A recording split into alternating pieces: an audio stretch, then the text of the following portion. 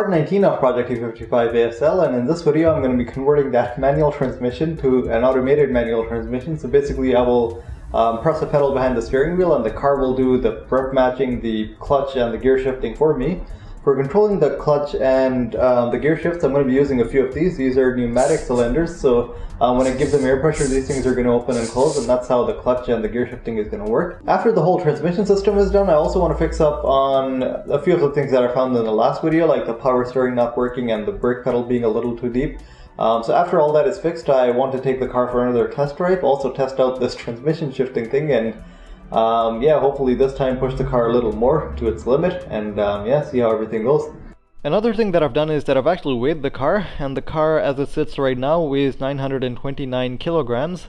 But it's not complete right now. I still need to add all the carbon fiber bodywork and everything, so I think the final weight of the car is going to be 990 kilograms once all the stuff is added on. That is slightly heavier than what I expected. I was expecting low 900s, but it seems like it's going to be in the high 900s. In terms of weight distribution, things are also looking pretty good. As of now, the weight distribution is 51-49, but once the carbon fiber bodywork is added on, the car is going to be a bit more heavier at the back. I'm not sure if that's going to make the final 1% difference or not, but either way, the weight distribution is close to good enough. My goal was 50-50, but yeah, this is really close to what it should be.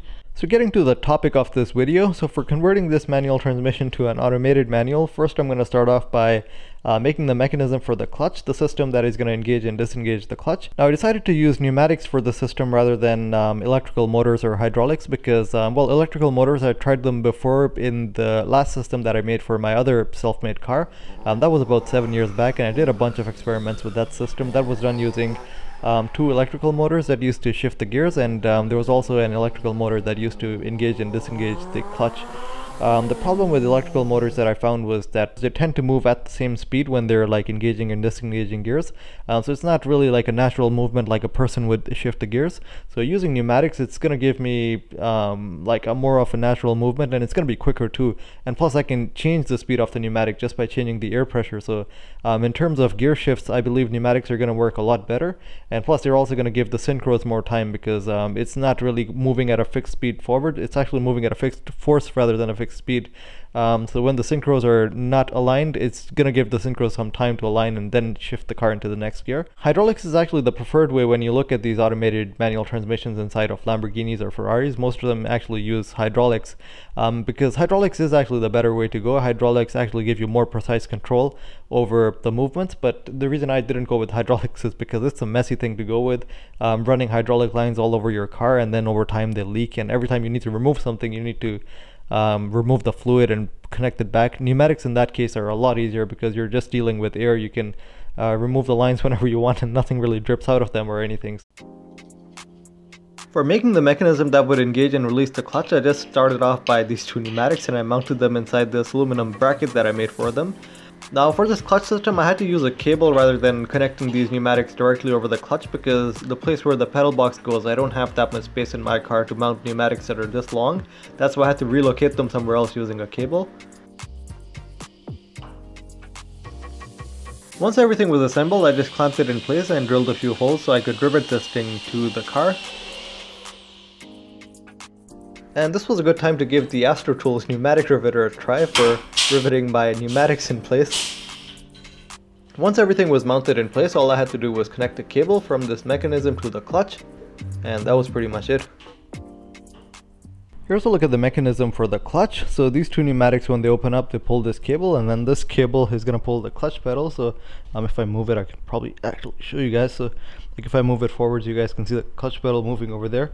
The only problem that I think I might run into is that it's a little too slow. Like right now when I was running it with the air compressor, yeah, it takes a while for the clutch to fully engage.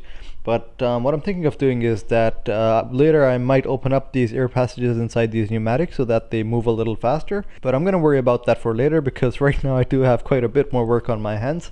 Because next I need to make the mechanism that is going to change these gears, also using pneumatics. So what I'm planning to do with this one is that if I take this rubber thing off, underneath this rubber thing you can see this whole plate that is mounted here. So what I'm thinking is that I'm actually going to make my own bracket with this plate, like welded to it, and then attach pneumatics on that so that two pneumatics can actually move this gear lever forwards and backwards, and then I'm going to need 2 more to move this gear lever side to side. I've already done the maths behind it. I've actually calculated like how much force I needed to move this transmission to different gears. So after that, I started off by removing this plate so I could weld my own mechanism to it for shifting the gears using pneumatics.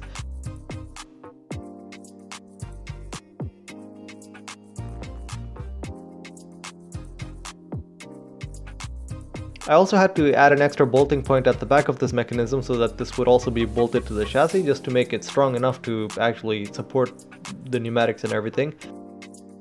And once most of the work was done, I just had to add some bolting points so that the pneumatics could be bolted on, and then after that I gave everything a quick paint and bolted everything back on the car so I could actually test it.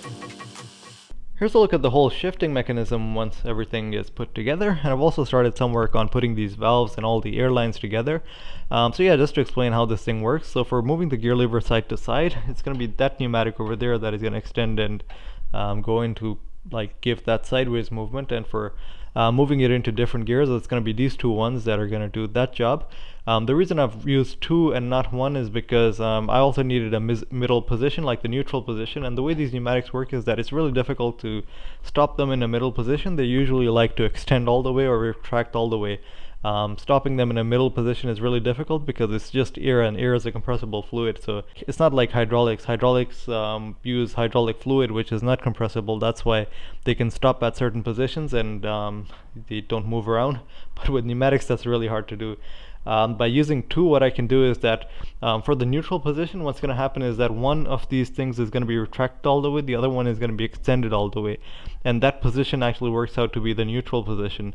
Before, I was also thinking of using 2 pneumatics over here, because obviously there is also a middle position, like when I move the gear lever this way, but the reason I haven't done it that way is because I'm going to have a potentiometer mounted somewhere over here to actually sense the position of when the gear lever is moving side to side. So the way I'm going to use that is that, let's say the car is shifting from 2nd gear to 3rd gear. What it's going to do is that it's going to shift out of 2nd, come to the neutral position, and then it's going to extend that one, and right when it's lined up with 3rd gear, this thing is going to open right away and shift the car into 3rd gear. So hopefully, even without a middle position, everything should work out fine. You might be asking what happens if it misses a gear, like let's say what if it, rather than shifting to 3rd, it accidentally shifts to 1st. So what I'll do is that I'll just program the system in a way that if it misses the gear and if it's in the wrong gear, it's not going to release the clutch. So that way it's going to be safe. If it's in the wrong gear, then I'm probably going to have to program something in there that it takes it out of that gear and shifts it into 3rd again, or whatever the selected gear is. But anyways, now that all the mechanical part of the system is in place, next I need to get to the electronics. So I'll start off by wiring everything up, and just to tell you what I actually need to wire up. So these are the solenoids that actually control the position of these valves that divert air a different way. So basically how the way it works is that if I give the solenoid 12 volts, it will, let's say, extend this pneumatic fully, and if I give this solenoid 12 volts, it's going to retract this fully. So it basically changes where the air goes to, whether it goes to this part or whether it goes to this part, and depending on that, it's either going to extend or retract the cylinder. But for controlling all these solenoids, I'm going to be using this circuit over here. So this is the circuit that I'm using for controlling everything on the chassis of the car. Well, this is the ECU, and this other circuit is for everything on the chassis. This circuit is actually my own design. I didn't design it for a car application, though. It was actually designed back in my college years. I did it for a final project. It was meant to control a robotic arm. That one had a lot of DC motors and stuff on it, and it was also a 12-volt circuit. That's why this actually does work with 12 volts, but I was also using this circuit in the E55, like for controlling the rear wing and some other things. That's why I know it works in cars. It's actually not designed for cars, though. The difference between car electronics and normal electronics is that car electronics are usually really well isolated from noise and stuff. So like all the noise from all the different motors and injectors and coils in the car doesn't get into all the logic circuitry. So the noise isolation on this one isn't as good as I would usually be doing if it was for a car application, but nonetheless it's good enough that it was working properly on the E55 at least. So after that, it was on to a bit of wiring to wire up all these solenoids and connect them to the circuit. I decided to wire all the outputs first so that I could actually control them with the circuit and make sure that everything was functioning fine on the output side before giving it inputs and making the whole thing more complicated. Once everything was wired up, it was on to the programming. So initially I just wrote a test program to test all the gears. So I just wrote a program that would shift the gears from first to sixth just to make sure that all the gears were actually working.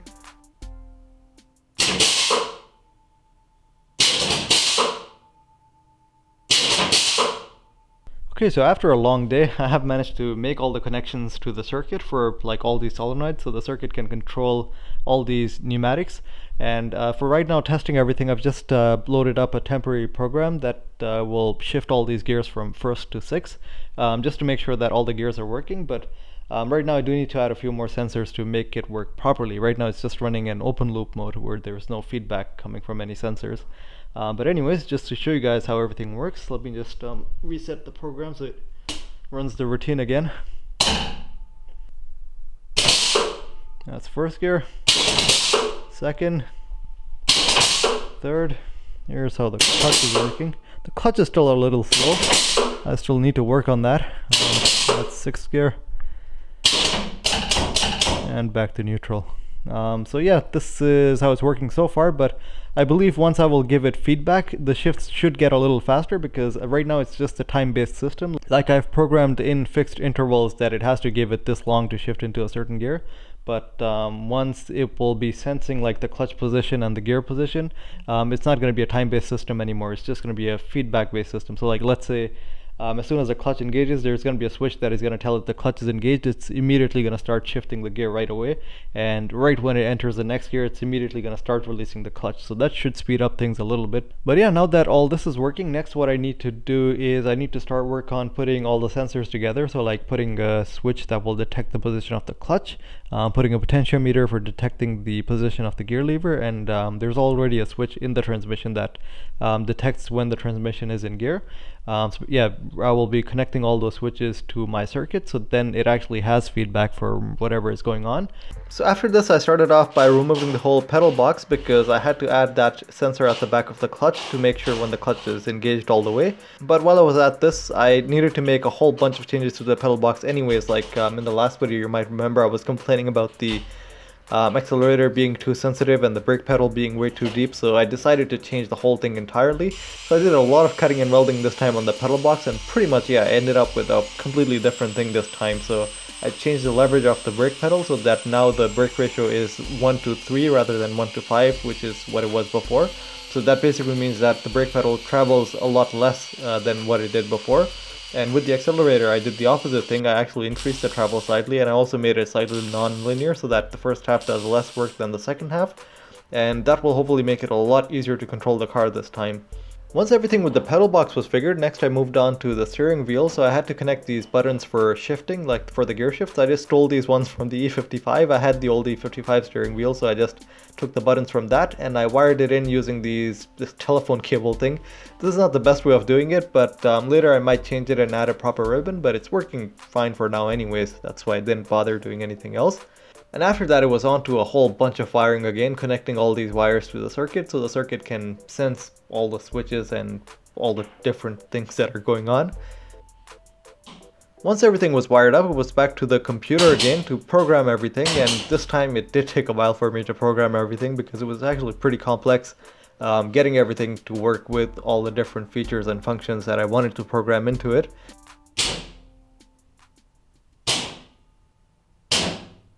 Okay, so I've spent quite a bit of time trying to figure out all the program and to make this thing shift properly.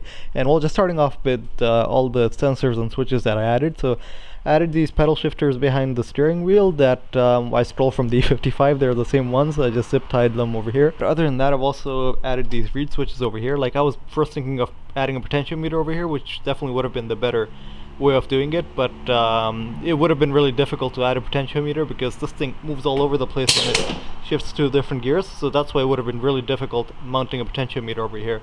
Yeah, but these reed switches are working fine too. It's just the problem is that they're a little slow, so they don't give the best results. I've also added a switch behind the clutch that tells it the position of the clutch, and also the cam position sensor from the engine, just so that the circuit can know what RPM the engine is running at. It's going to use that for the anti-stall, so that if the engine is about to stall, it's gonna press the clutch so I don't look like an idiot stalling the car all the time. And also for the rev matching, so for upshifts it's gonna cut the ignition for like a slight bit of time until the revs drop to whatever it thinks is the right thing for that gear ratio. And for the upshifts it's the opposite thing. I'll have to press the accelerator manually, and it's gonna like the engine is gonna rev higher, and then at a certain point it's gonna cut the ignition over there so that it's at the right RPM for the next gear to engage, and at that point it's gonna release the clutch, and hopefully if everything works the revs should be perfectly matched for every gear shift. But anyways, let me start the engine and run everything through the gears and show you guys how everything is working. So for turning it on, just turn ignition on, fuel. Make sure that this is in neutral. For neutral I have to press both these switches at the same time, which is a little difficult to do with one hand, but let's see. There, that's neutral. Now I can start the engine.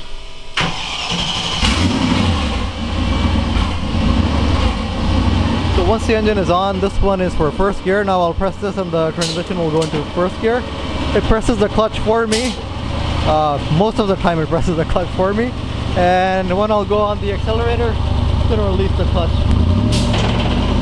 This is not going to be the best release, so what I'm thinking is that I will like press the clutch myself, release it myself for the launch, but for the gear shifts I'm going to do it on its own. So yeah, just to show you how it shifts through the gears, this is first gear, second, third, fourth. It's pretty quick on the gear shifts. And then this is downshifting.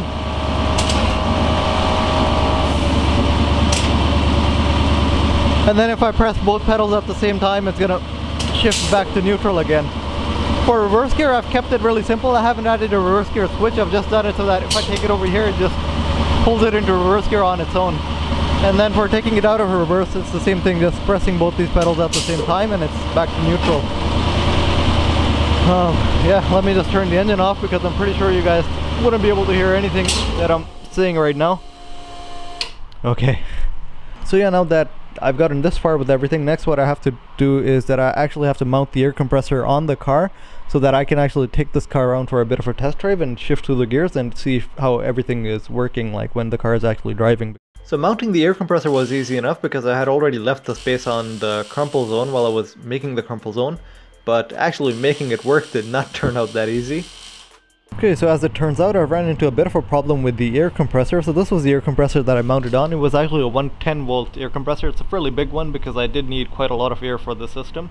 But the problem I ran into was that this is the inverter I was planning to use.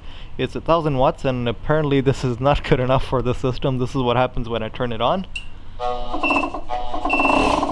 So yeah, as soon as the air compressor starts spinning, it immediately stalls and it can't even spin this thing up to speed. So I'll definitely need a much bigger inverter, maybe like 2000 watts or something. But yeah, the thing is that's going to take a day or two to come in. That's why I'm not going to be able to test the car properly. But what I'm thinking of doing is that I'll just use an extension wire to power up the air compressor so that I can build up the full pressure. And then once the pressure is built up, I should have 6 or 7 gear shifts. So what I'm going to do is that I'm just going to drive down the block again, test out the gears, like shift 6 or 7 times and make sure to bring the car back in before the air runs out.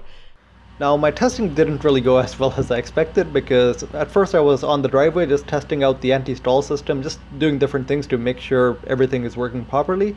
And after that I decided to take the car around the block, but before I could do that I ran into a bit of a problem. One of the output drivers on my circuit actually burnt, so the transmission completely stopped shifting. It wouldn't shift any gears, it was just stuck in neutral and it wouldn't do anything at all. So I had to manually put the car in third gear and bring it into the garage.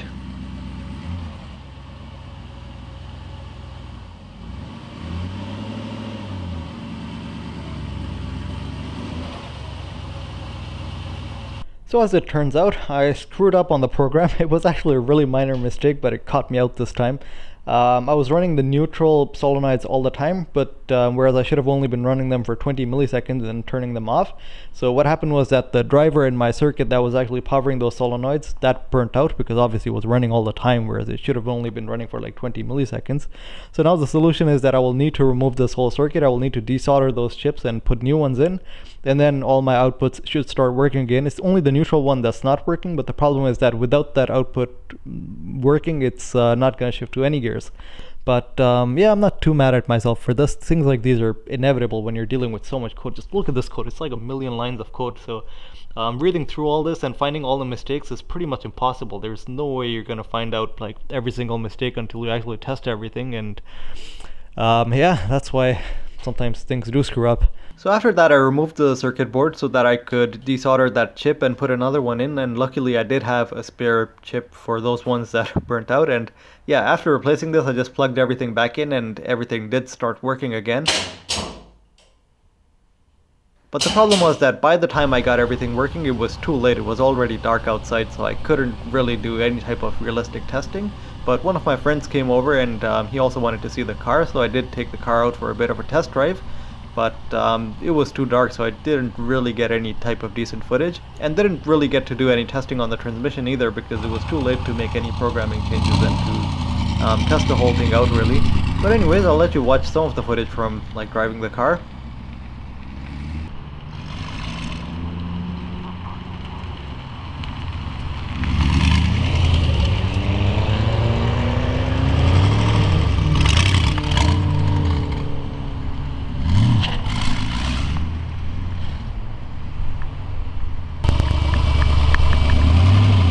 But remember, I'm not wearing a seatbelt, eh?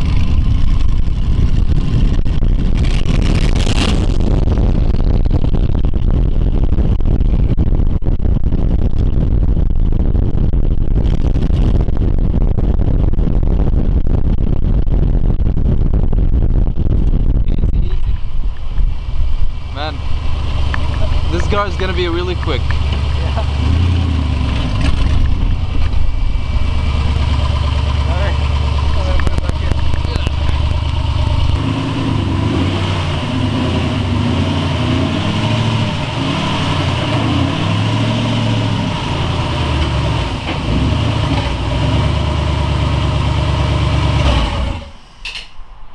Man, it's really quick. What the hell? Obviously. Oh, it's fun, eh? It is fun. So this is going to be everything for this video. I really wanted to finish up the whole transmission shifting thing and take the car to a big empty parking lot and push it to the limit, but that's going to have to wait till another day because right now I'm waiting for the inverter. I still need to work on the program a bit more, try to refine things a little more, but other than that, yeah, just driving the car is still extremely fun to drive, and all the changes that I've made in this video with the pedal box, they have really worked out extremely well. Like now the car is a lot easier to drive, the accelerator is no longer as scary as it was in the last video, and the brake pedal, most importantly, the brakes work extremely well now. Like I just push the brakes on the car, it just immediately comes to a stop. Also, big thanks to all the Patreon supporters. I've already started putting a Patreon list together for all the Patreon members. Right now it's on this aluminum sheet, but the final list is going to go up on the carbon fiber bodywork of the car. It's going to go on the side, so I think it's going to look really cool. I just hope no one picks the name Miata Driver 56 or something, because that's going to suck putting that on the side of the car. But yeah, big thanks to all these people for all the support. Talking about the carbon fiber bodywork, it's actually coming really soon. Well, it's actually coming in the next video. So in the next video, I'm going to start work on the diffuser, the floor, and yeah, let's see how far I get. I'm pretty sure I wouldn't get further than the floor because it is a lot of work, but my plan is to, yeah, basically start off with the diffuser, the floor, and the splitter and the radiator ducts. So because once the radiator ducts are done, then the car is already at a point where I can actually take it to the track, because right now I can't take it to the track because if I push the car like to any realistic limit, it's going to start overheating pretty quickly because there's not going to be enough air going through these intercoolers and through the radiator. But once those ducts are added on, it's the car is going to be good to go on the track. I will still need to do an alignment, like I need to do a final alignment just to set the toes properly, and also a tune for the engine, like dial in all the ignition map and the fuel trims and everything properly, because right now it's still just running on a base map. So yeah, the car is actually not too far from its first track day, if everything actually goes according to plan in the next few videos and if everything works out. But yeah, anyways, this is going to be everything for this video. Thanks a lot for watching, and I'll see you guys in the next one.